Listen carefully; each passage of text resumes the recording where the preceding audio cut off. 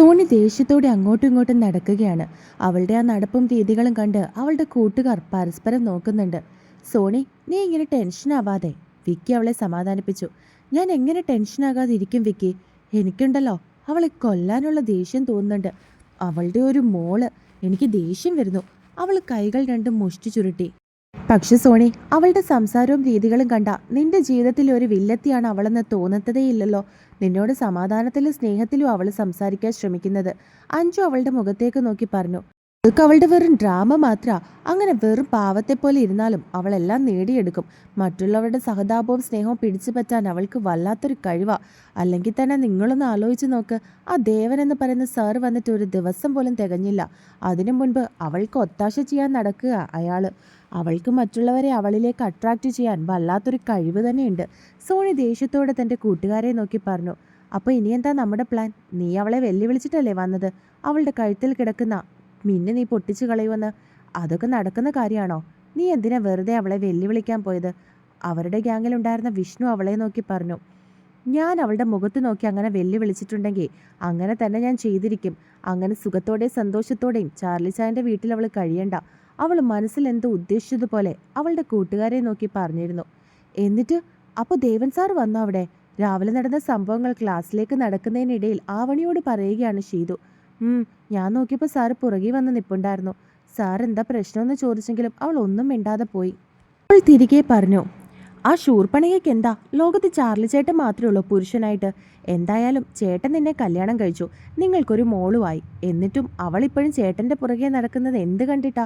വൃത്തികെട്ട പെണ്ണ്, അവൾ ദേഷ്യത്തോടെ പറഞ്ഞു. അപ്പോഴേക്കും അവർ ക്ലാസ് എത്തിയിരുന്നു. അവർ ചെന്നപ്പോൾ ദേവനും ക്ലാസ്സിലേക്ക് കയറാൻ വരികയായിരുന്നു. അവരെ കണ്ട് ദേവൻ പുഞ്ചിരിച്ചു. അവർ തിരികെയും. മക്കളെ, അയാൾ പറഞ്ഞതും അവർ പുഞ്ചിരിച്ചു. ശേഷം അകത്തേക്ക് കയറി. ഷീതു അയാൾ പഠിപ്പിക്കുന്നത് മാത്രം നോക്കിയിരിക്കുകയായിരുന്നു. അയാളുടെ മുഖത്തേക്ക് നോക്കുമ്പോൾ അവൾക്ക് വല്ലാത്തൊരു സുരക്ഷിതത്വമോ സന്തോഷമോ എന്തൊക്കെയോ തോന്നി. ദേവൻ പഠിപ്പിക്കുന്നുണ്ടെങ്കിലും ഇടയ്ക്കിടയ്ക്ക് അവളെ നോക്കി പുഞ്ചിരിക്കുന്നുണ്ട്. അവളും തിരികെ ചിരിച്ചു. അന്ന് വൈകിട്ട് കാരുണ്യയിലെ മദർ വിളിച്ച് പറഞ്ഞ പ്രകാരം അവരെ കാണാൻ വേണ്ടി ചെന്നിരിക്കുകയാണ് ദേവൻ. അവർ അയാളെ നോക്കി പറഞ്ഞതും അയാൾ തലയാട്ടിക്കൊണ്ട് അവരുടെ മുൻപിലെ കസേരയിലേക്കിരുന്നു. മദർ എന്താ എന്നെ കാണണോന്ന് പറഞ്ഞത്? എനിക്ക് വേണ്ടി എന്തെങ്കിലും സന്തോഷ വാർത്തയുണ്ടോ? അയാൾ ആകാംക്ഷയോടെ അവരുടെ മുഖത്തേക്ക് നോക്കി ചോദിച്ചു. ദേവൻ, അങ്ങനെ ചോദിച്ചാൽ എനിക്കത് പൂർണ്ണമായിട്ടും പറയാൻ അറിയില്ല. എങ്കിലും ദേവൻ ഇവിടുന്ന് പോയതിനു ശേഷം ഞാനിവിടുത്തെ രജിസ്റ്ററൊക്കെ പരിശോധിച്ചിരുന്നു. ദേവൻ പറഞ്ഞ തീയതിയും മാസവും വർഷവും ഒക്കെ അനുസരിച്ച് ഞങ്ങൾക്കിവിടെ ഒരു പെൺകുട്ടിയെ കിട്ടിയിട്ടുണ്ട്. അയാളെ നോക്കി പറഞ്ഞതും അയാളുടെ കണ്ണുകൾ വിടർന്നു. സത്യമാണോ മദർ പറയുന്നത്? എൻ്റെ മോൾ ഇവിടെയുണ്ടോ? എൻ്റെ ഭഗവാനെ, എൻ്റെ കാത്തിരിപ്പ് നീ വെറുതെ ആക്കിയില്ലല്ലോ. അയാൾ നെഞ്ചിൽ കൈവച്ചുകൊണ്ട് അവരുടെ മുഖത്തേക്ക് നോക്കി പറഞ്ഞു. സി മിസ്റ്റർ ദേവൻ, അങ്ങനെ എനിക്ക് ഉറപ്പ് പറയാൻ കഴിയില്ല. നിങ്ങൾ പറഞ്ഞ ഒരു സാഹചര്യവും സമയമൊക്കെ വെച്ചിട്ട് ഞങ്ങൾക്കൊരു പെൺകുട്ടി ഇവിടെ കിട്ടിയിട്ടുണ്ടായിരുന്നു. അത് കണ്ടുകൊണ്ടാണ് ഞാൻ ദേവനെ വിളിപ്പിച്ചത്. സാഹചര്യവും സമയം വെച്ച് നോക്കുമ്പോൾ കുട്ടിയെ കിട്ടിയെങ്കിലും അത് നമുക്ക് ദേവൻ്റെ മകളാണെന്ന് അങ്ങനെ ഉറപ്പിച്ച് പറയാൻ കഴിയില്ലല്ലോ. കുറച്ച് വളർന്നിട്ട് ആ കുട്ടിയെ ഞങ്ങളുടെ കയ്യിൽ കിട്ടിയിരുന്നതെങ്കിൽ ഒരു പക്ഷെ ദേവൻ ആ കുട്ടിയെ കണ്ടിട്ടുണ്ടായിരുന്നുവെങ്കിൽ അങ്ങനെയെങ്കിലും ദേവനെ തിരിച്ചറിയാൻ കഴിയായിരുന്നു. ഇത് പ്രസവിച്ച ഉടനെ തന്നെ ഉപേക്ഷിച്ച സാഹചര്യത്തിൽ നമുക്ക് DNA ടെസ്റ്റ് അല്ലാതെ മറ്റൊരു ഓപ്ഷൻ ഉണ്ടെന്ന് തോന്നുന്നില്ല. ആ സ്ഥിതിക്ക് അതും കൂടി ഒന്ന് നടത്തിയതിന് ശേഷം ഉറപ്പിച്ചിട്ട് സന്തോഷിച്ചാൽ മതിയെന്നാ എൻ്റെ ഒരു അഭിപ്രായം. അത് മറ്റൊന്നും കൊണ്ടല്ല. ഒരുപക്ഷെ അവളല്ല ദേവൻ്റെ മകളെങ്കിൽ പിന്നീട് സന്തോഷിച്ചതിന് പുറമെ വിഷമിക്കേണ്ട കാര്യമില്ലല്ലോ. ഞാൻ പറയുന്നത് എന്താണെന്ന് ദേവന് മനസ്സിലാകുന്നുണ്ടോ? അവർ സംശയത്തോടെ അയാളുടെ മുഖത്തേക്ക് നോക്കി ചോദിച്ചു. മദർ പറയുന്നത് എനിക്ക് മനസ്സിലാവുന്നുണ്ട്. പെട്ടെന്നൊരു നിമിഷം സന്തോഷിച്ചിട്ട് പിന്നീട് വിഷമിക്കുന്നതിനേക്കാൾ നല്ലത് ആദ്യം കുറച്ച് വിഷമിച്ചാലും പിന്നീട് സന്തോഷിക്കുന്നതല്ലേ? അയാളും തിരികെ അവരെ നോക്കി മറുപടി പറഞ്ഞു.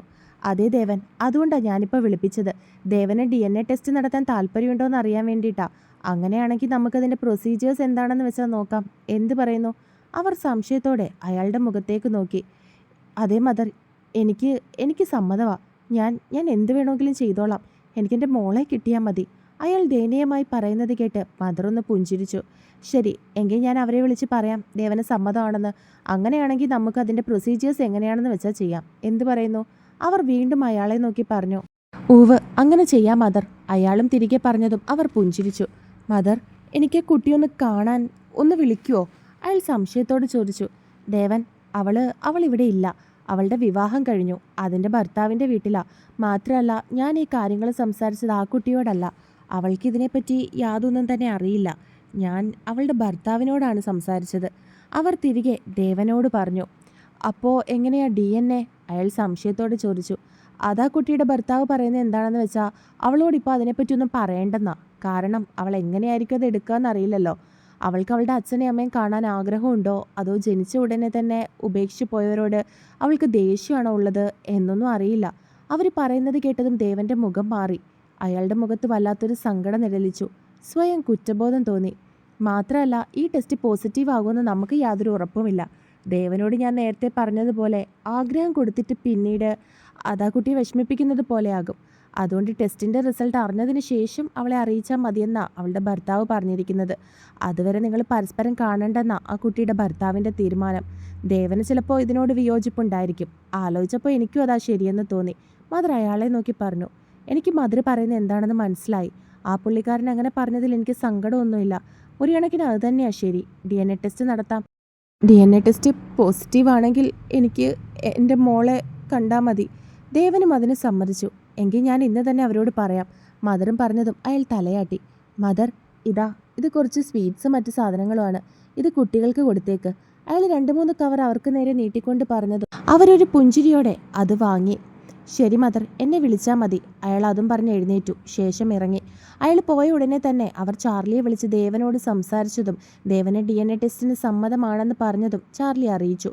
മദർ വിളിച്ചിട്ട് ഫോൺ വെച്ച് തിരിഞ്ഞതും തൻ്റെ പുറകിൽ നിൽക്കുന്ന ഷീതുവിനെയാണ് ചാർലി കണ്ടത്. ഇളയിൽ കൈകുത്തി നിന്ന് അവനെ നോക്കുകയാണവൾ. അത് കണ്ടതും അവളുടെ ഇടുപ്പിൽ പിടിച്ച് അവൻ്റെ അടുത്തേക്ക് അവൻ അവളെ ചേർത്ത് നിർത്തി. അവൾ ചിരിച്ചുകൊണ്ട് അവൻ്റെ മുഖത്തേക്ക് നോക്കി. എന്താണ് എൻ്റെ പെണ്ണിൻ്റെ മുഖത്ത് കടന്നൽ കുത്തിയതുപോലെ ഇങ്ങനെ വീർത്തിരിക്കുന്നത്? അവൻ അവളുടെ കവിളിൽ ചുണ്ടുകൾ ചേർത്തു. ഒന്നുമില്ല, 2 ദിവസമായി ഞാൻ ശ്രദ്ധിക്കുന്നുണ്ട്. ഒരു ഫോൺ വിളിയും മെസ്സേജ് അയക്കലൊക്കെ. ആകെ ബിസി ആയതുപോലെ. അതുകൊണ്ട് വെറുതെ ഒന്ന് നോക്കിപ്പോയതാ. അവൾ തിരികെ പറഞ്ഞതും അവൻ അവളുടെ നെറ്റിയിൽ നെറ്റിമുട്ടിച്ചു. എനിക്ക് നീ കഴിഞ്ഞേ ഉള്ളൂ പെണ്ണെ ആരും. 2 ദിവസമായി ഞാനൊരു കാര്യത്തിൻ്റെ പുറകെയാ. അവൻ പറയുന്നത് കേട്ട് അവളത് എന്താണെന്നുള്ള സംശയത്തോടെ അവൻ്റെ മുഖത്തേക്ക് നോക്കി. എല്ലാം പറയാം, പക്ഷെ ഇപ്പോഴല്ല. അതിൻ്റേതായിട്ടുള്ള സമയം വരുമ്പോൾ ഞാൻ എല്ലാം എൻ്റെ പെണ്ണിനോട് പറയും. അതുകൊണ്ട് ഇപ്പം അതിനെപ്പറ്റി ഒന്നും ആലോചിച്ച് നിൽക്കാതെ പോയി ഒരു ചൂട് ചായ എടുത്തിട്ട് വാ. അവൻ അവളുടെ നെറ്റിയിലൊന്ന് ചുണ്ടുകൾ ചേർത്തുകൊണ്ട് പറഞ്ഞു. അപ്പേ. അവർ 2 പേരും കൂടി അങ്ങനെ നിന്ന് സംസാരിക്കുമ്പോഴാണ് ഇസു അങ്ങോട്ടേക്ക് ചെന്നത്. അവളെ കണ്ടതും ഷീതു പെട്ടെന്ന് അവൻ്റെ കയ്യിൽ നിന്നും പിടഞ്ഞു മാറാൻ ശ്രമിച്ചു. എന്നാൽ അവളെ അതിന് അനുവദിക്കാതെ അവൻ ഒന്നുകൂടി അവളെ തൻ്റെ നെഞ്ചിലേക്ക് ചേർത്ത് പിടിച്ചു. മറുകൈയാൽ ഇസുവിനെ അവൻ പൊക്കിയെടുത്തു. എൻ്റെ പൊന്ന്, ഇത്രയും നേരം എവിടെയായിരുന്നു? അപ്പോൾ വന്നപ്പോൾ മുതൽ മോളെ നോക്കുക. ചാർലി അവളുടെ മുഖത്തേക്ക് നോക്കി പറഞ്ഞതും അവൾ തൻ്റെ കുഞ്ഞിപ്പല്ല് കാണിച്ച് ചിരിച്ചു. ഞാൻ അമ്മച്ചിക്കൂടെ കച്ചുവായിരുന്നു. അവൾ കുഞ്ഞിപ്പല്ല് കാണിച്ച് ചാർലിയെ നോക്കി ചിരിയോടെ പറഞ്ഞു. അവർ 2 പേരും കൂടി സംസാരിക്കുന്നത് കണ്ടതും ഷീതു വീണ്ടും അവൻ്റെ കൈപ്പിടിയിൽ നിന്നും മാറാൻ ശ്രമിച്ചു. എന്നാൽ അവനതിന് സമ്മതിക്കാതെ ഒന്നുകൂടി അവളെ ചേർത്ത് പിടിച്ചു. പിന്നെ അവളുടെ മുഖത്തേക്കൊന്ന് കൂർപ്പിച്ചു നോക്കി.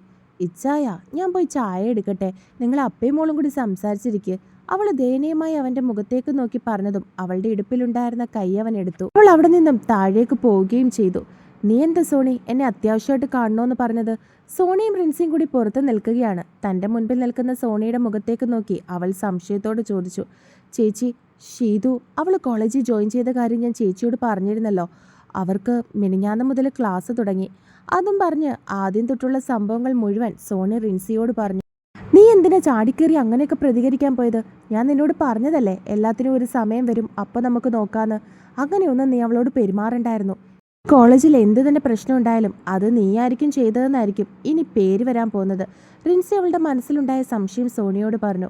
ചേച്ചി പറയുന്നതൊക്കെ എനിക്ക് മനസ്സിലാകും. പക്ഷെ ചേച്ചിക്ക് എൻ്റെ മാനസികാവസ്ഥ കൂടി മനസ്സിലാക്കിക്കൂടെ?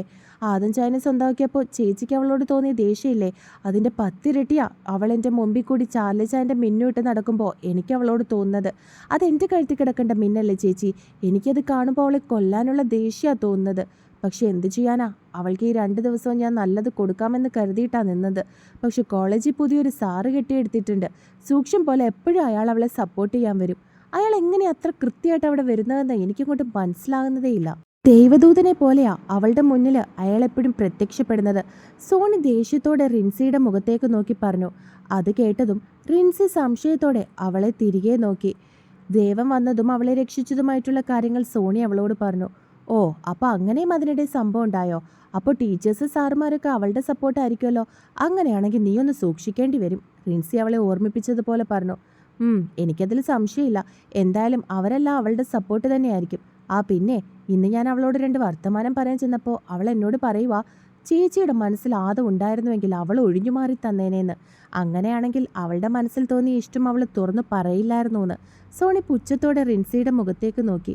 ഓ പിന്നെ അവളുടെ ഔദാര്യം ആർക്ക് വേണം? അത് ഇഷ്ടപ്പെടാത്തതുപോലെ റിൻസിയും തിരികെ പറഞ്ഞു.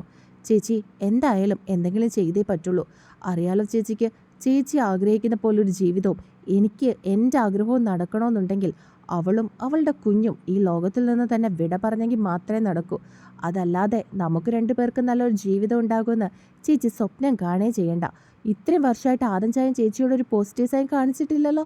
അവൾ സംശയത്തോട് ചോദിച്ചതും റിൻസി ഇല്ല എന്നുള്ള അർത്ഥത്തിൽ തലയാട്ടി. എന്തെങ്കിലും ഒരു പ്ലാൻ നടപ്പാക്കിയേ പറ്റുള്ളൂ. അങ്കിളുമാരൊക്കെ എന്താ പറയുന്നത്? ഇതിരി നീട്ടിക്കൊണ്ടു പോകുന്ന അത്ര നല്ലതല്ല ചേച്ചി. സോണി അവളെ നോക്കി പറഞ്ഞതും റിൻസിക്കും അത് ശരിയാണെന്ന് തോന്നി. എനിക്കെല്ലാം അറിയാം സോണി, ഒരവസരത്തിന് വേണ്ടിയാണ് ഞങ്ങളും കാത്തിരിക്കുന്നത്. ഇനി അധിക സമയമില്ല, എല്ലാം നമ്മൾ ഉദ്ദേശിക്കുന്നത് പോലെ തന്നെ നടക്കും. അങ്ങനെയാണെങ്കിൽ ഉടനെ തന്നെ 2 മരണവാർത്ത കേൾക്കാൻ നീ റെഡി ആയിട്ടിരുന്നോ? റിൻസി വല്ലാത്തൊരു ഭാവത്തോടെ അവളെ നോക്കി പറഞ്ഞതും സോണിയും പുച്ഛത്തോടെ ചിരിച്ചു. രാത്രിയിൽ ക്രിസ്റ്റി ഫുഡ് കഴിക്കാൻ വേണ്ടിയിട്ട് താഴേക്ക് ഇറങ്ങി വന്നിരിക്കുകയായിരുന്നു. പുലിക്കളത്തിൽ എല്ലാവരും ഒന്നിച്ചിരുന്നാണ് എന്നും ഫുഡ് കഴിക്കുന്നത്. അതുകൊണ്ട് തന്നെ കാത്തിരിക്കുകയാണ് മറ്റുള്ളവർ. റിയയും ഷീതുവും അമ്മയും ചേർന്ന് ഡൈനിങ് ടേബിളിൽ ഫുഡൊക്കെ കൊണ്ടുവന്ന് വെക്കുന്നുണ്ട്. റയാൻ്റെ മടിയിലിരുന്ന് വീഡിയോ ഗെയിം കളിക്കുകയാണ് ഇസു. ചാർലിയും പപ്പയും റയാനും എന്തോ ഒരു കാര്യം സംസാരിച്ചുകൊണ്ടിരിക്കുകയാണ്. ഒന്ന് ചെവി കുറിപ്പിച്ചാൽ നമുക്കും കേൾക്കാൻ പറ്റും. അതെ, അവർ 3 പേര് സംസാരിക്കുന്നത് ക്രിസ്റ്റി ഇന്ന് ഋഷുവിൻ്റെ വീട്ടിൽ പോയതും അവിടെ നടന്ന സംഭവങ്ങളെയും പറ്റിയാണ്. ക്രിസ്റ്റി ഫോണുമായിട്ട് അവരുടെ 3 പേരുടെയും അടുത്തേക്ക് ചേർന്നിരുന്നതും അവർ 3 പേരും അവനെ ഒന്ന് കുറിപ്പിച്ചു നോക്കി. നിങ്ങൾ 3 പേരും എന്താ എന്നെ ആദ്യമായിട്ട് കാണുന്നത് പോലെ ഇങ്ങനെ നോക്കുന്നത്? അവർ നോക്കുന്നത് കണ്ട് അവൻ സംശയത്തോട് ചോദിച്ചു. അല്ല, ഞങ്ങൾ ഈ മഹാനെ ഒന്ന് നോക്കുമായിരുന്നു. ഇത്രയും നാളും ആ കൊച്ചിനെ പേടിപ്പിച്ച് അതിനെ കരയിപ്പിച്ച് പുറകെ നടത്തിയവനാ ഇന്ന് അവളെ കൂട്ടി വീട്ടിൽ പോയി. പക്ഷേ എന്തിനാണോ പോയത് അത് ഫ്ലോപ്പായിപ്പോയി. നല്ല അസല് പണി തന്നെയാണ് കിട്ടിയത്. റയാൻ ചിരിച്ചു. അത് കേട്ടപ്പോൾ തന്നെ ക്രിസ്റ്റിക്ക് മനസ്സിലായി അവിടെ നടന്ന സംഭവങ്ങളൊക്കെ ആരോ വിളിച്ചിവിടെ അറിയിച്ചിട്ടുണ്ടെന്ന്. ഓഹോ, അതിനു മുൻപ് വാർത്ത ഇങ്ങ് എത്തിയല്ലേ? ക്രിസ്റ്റി അത് കേട്ടതും അവരെ നോക്കി ചോദിച്ചു. അവർ 3 പേരും അവനെ നോക്കി കളിയാക്കി ചിരിക്കാൻ തുടങ്ങി. അത് യാദൃശികമായി നടന്നൊരു സംഭവമല്ല. മനഃപൂർവ്വം ഞങ്ങളെ കൊടുക്കാൻ വേണ്ടി തന്നെ നോക്കിയതാ. പക്ഷെ അവരുടെ പ്ലാൻ പോലെ ഒന്നും നടന്നില്ല. അവൻ എന്തോ ഓർത്തതുപോലെ പറഞ്ഞതും അവരുടെ 3 പേരുടെയും മുഖം മാറി. അവർ സംശയത്തോടെ അവൻ്റെ മുഖത്തേക്ക് നോക്കി.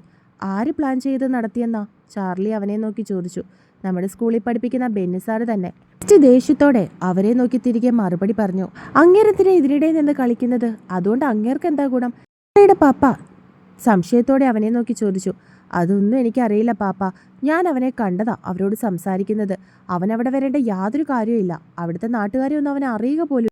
അങ്ങനെ ഇരിക്കെ അവൻ അവിടെ വരണമെങ്കിലും അവരോട് സംസാരിക്കണമെങ്കിലും അവനാണ് ഇതിൻ്റെ പിന്നിലെന്നാണ് എനിക്ക് തോന്നുന്നത്. ക്രിസ്റ്റി ദേഷ്യത്തോടെ അവരെ നോക്കി പറഞ്ഞു. നീ അവനെ കണ്ടപ്പോൾ തന്നെ അവനെ വിളിച്ച് ചോദിച്ചുകൂടായിരുന്നോ? നാളെ ചോദിക്കണം. എനിക്ക് അവിടെ വെച്ച് അവനോട് ചോദിക്കാൻ തോന്നിയില്ല. സത്യത്തിൽ അവനെ അവിടെ കണ്ടപ്പോൾ ഞാൻ ഞെട്ടിപ്പോയി. എന്തായിരുന്നു അവൻ്റെ ഉദ്ദേശം എന്ന് എനിക്കറിയില്ല. ഒരുപക്ഷെ അവളെ നാണം കെടുത്താനാകും, അല്ലെങ്കിൽ ചിലപ്പോൾ ഞങ്ങളെ 2 പേരെയും. അവൻ എന്തോ ഓർത്തതുപോലെ പറഞ്ഞു. എന്നിട്ട് നീ അവളോട് പറഞ്ഞോ ഈ കാര്യങ്ങൾ? അവനെ അവിടെ വെച്ച് കണ്ട കാര്യം? ചാർലി വീണ്ടും സംശയത്തോടെ ചോദിച്ചു. ഏയ് ഇല്ല, മനഃപൂർവ്വം തന്നെ പറയാഞ്ഞതാ. നാളെ എന്തായാലും ഒരു തീരുമാനമുണ്ടാകും സ്കൂളിൽ വെച്ച്. ഫൈനൽ ഡിസിഷൻ ഞാൻ എടുത്തു കഴിഞ്ഞു. അപ്പം അറിഞ്ഞാൽ മതി അവളും. അവനെന്തോ ഓർത്തതുപോലെ അവരെ നോക്കി പറഞ്ഞതും അവരും തലയാട്ടി. ഹോസ്റ്റലിലേക്ക് തിരികെ വന്ന ദേവന് ഉറങ്ങാൻ തന്നെ കഴിഞ്ഞില്ല. അയാളുടെ മനസ്സിൽ മുഴുവൻ മദർ പറഞ്ഞ കാര്യങ്ങളായിരുന്നു. അവിടെ വെച്ച് പെൺകുട്ടിയെ കാണേണ്ട എന്ന് പറഞ്ഞെങ്കിലും അയാളുടെ ഉള്ളിൻ്റെ ഉള്ളിൽ അത് ഏത് കുട്ടിയായിരിക്കും എന്നുള്ള സംശയം മാത്രമായിരുന്നു. പെട്ടെന്ന് അവൻ്റെ മനസ്സിൽ കൂടി ഷീതുവിൻ്റെ മുഖം കടന്നുപോയി. അവളുടെ ചിരിയും അവളുടെ സംസാരവുമൊക്കെ അയാൾ ഓർത്തെടുക്കാൻ ശ്രമിച്ചു. അവളാണെന്നൊരു നിമിഷം പോലും അയാൾക്ക് സംശയം തോന്നിയില്ല. എന്നാൽ പോലും അവളോട് എന്തോ തനിക്കൊരു അടുപ്പമുണ്ടെന്ന് അയാൾക്ക് തോന്നി. പക്ഷെ അതെന്താണെന്നും അയാൾക്ക് മനസ്സിലാക്കാൻ സാധിക്കുന്നില്ലായിരുന്നു. പലതും ആലോചിച്ച് കിടന്ന് എപ്പോഴും അയാൾ മയങ്ങിപ്പോയി. പിറ്റേന്ന് ഇന്ന് ഷീതുവിൻ്റെ കോളേജിൽ ഫ്രഷേഴ്സ് ഡേ ആണ്. അതുകൊണ്ട് തന്നെ അവളൊരു മെറൂൺ കളർ സൽവാറായിരുന്നു വേഷം. നല്ലതുപോലെ ഒരുങ്ങി സുന്ദരിയായിട്ടാണ് അവൾ കോളേജിലേക്ക് വന്നത്. ചാർലി അവളെ കോളേജിലേക്ക് കൊണ്ടിറക്കിയതും ഹോസ്റ്റലിൽ നിന്നും ദേവൻ കോളേജിലേക്ക് വന്നതും ഒരുമിച്ചായിരുന്നു. ചാർലിയോട് യാത്ര പറഞ്ഞിട്ട് അവൾ കോളേജിൻ്റെ ഉള്ളിലേക്ക് കയറാൻ തുടങ്ങി. ഇതു പെട്ടെന്ന് പുറകിൽ നിന്നും ദേവന്റെ വിളി കേട്ട് അവളൊന്ന് നിന്നു. പിന്നെ തിരിഞ്ഞ് അവൻ്റെ മുഖത്തേക്ക് നോക്കി. അവൻ പുഞ്ചിരിച്ചുകൊണ്ട് അവളുടെ അടുത്തേക്ക് വന്നതും അവളും അയാളെ നോക്കി ചിരിച്ചു.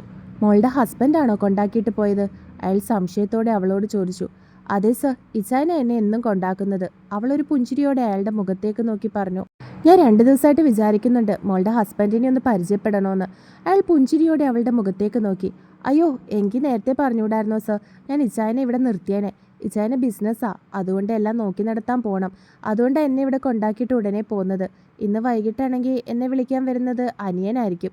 ഇച്ചായനിന്ന് വേറെ എവിടെയോ പോകണമെന്ന് പറഞ്ഞു. ഞാൻ നാളെ പരിചയപ്പെടുത്തി തരാം. അവൾ അയാളുടെ മുഖത്തേക്ക് നോക്കി പറഞ്ഞതും അയാൾ തലയാട്ടി. അത് സാരമില്ല മോളെ. എനിക്കെന്തോ മോളെ പരിചയപ്പെട്ടത് മുതൽ പറയുന്നത് കേട്ടിട്ട് മോളുടെ ഭർത്താവിനെ കൂടി ഒന്ന് പരിചയപ്പെടണമെന്നൊരാഗ്രഹം. അതുകൊണ്ട് പറഞ്ഞു എന്നേ ഉള്ളൂ. അല്ല, ഇന്ന് നന്നായിട്ട് ഒരുങ്ങിയാണല്ലോ വന്നിരിക്കുന്നത്. നല്ല ഭംഗിയുണ്ട് മോളെ കാണാൻ. അയാൾ പറയുന്നത് കേട്ട് അവൾ അയാളുടെ മുഖത്തേക്ക് നോക്കി ഒന്ന് പുഞ്ചിരിച്ചു. എങ്കിൽ പിന്നെ ഞാൻ അങ്ങോട്ട് പോട്ടെ സർ. അവൾ പറഞ്ഞതും അയാൾ തലയാട്ടി. അവൾ മുടി പിന്നി മുൻപിലേക്കായിരുന്നു ഇട്ടിരുന്നത്. ചുരിദാർ ബാഗിൽ നല്ലതുപോലെ കഴുത്തിറക്കിയിട്ടുണ്ടായിരുന്നു. അതുകൊണ്ട് തന്നെ അവളുടെ പുറംഭാഗം അനാവൃതമായി കിടക്കുകയായിരുന്നു. പെട്ടെന്ന് അവൾ തിരിഞ്ഞു നടന്നതും അവളുടെ പുറത്തായിട്ട് കാണാൻ പറ്റുന്ന ഭാഗത്ത് അയാൾ ഒരു കറുത്ത ഉണ്ണി പോലെ ഒരു മറുക് കണ്ടു. ആ മറുക് കണ്ടതും അയാളുടെ നെഞ്ച് ശക്തമായിട്ട് ഇടിക്കാൻ തുടങ്ങി. അയാളുടെ മനസ്സിൽ കൂടി അയാൾ ആദ്യമായും അവസാനമായും സ്നേഹിച്ച് സ്വന്തമാക്കിയ മരിയയുടെ മുഖമാണ് കടന്നുപോയത്. അവരുടെ പുറത്തും ഇതുപോലെ തന്നെ ഒരു കറുത്ത ഉണ്ണി ഉണ്ടായിരുന്നു എന്ന് അയാൾ ഓർത്തു.